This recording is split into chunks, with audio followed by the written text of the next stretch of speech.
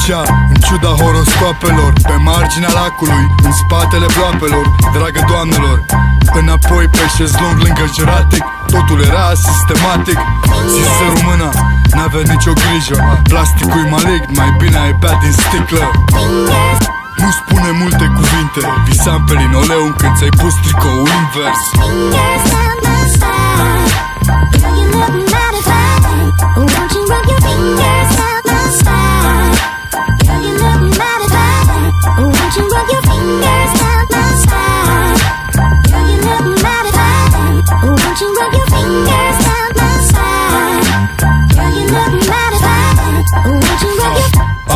E repetiție directă, ai fi atât de brag încât să crezi că se repetă. Știam multe cuvinte, e de când eram mic și mă prostam cu poezii simple. Broke într-un colț inegal, port multe măști ca un hoț rațional. Era o mare tragedie, de când și-o luase nu dădea pe datorie.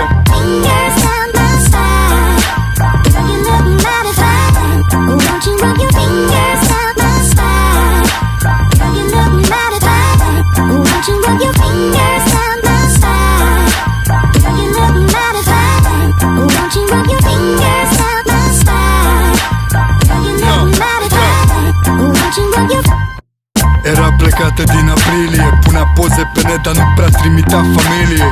Plătea chiriile, datoriile în speță și-o ardea cu băbălăi ca orice femeie independentă. Hei tu, unde te-ai dus? Ridurile tale de la râs prefăcut. Asta e pentru Dorel, nu m-a înțeles vreodată și tu ești la fel ca el. E ca să ploaie.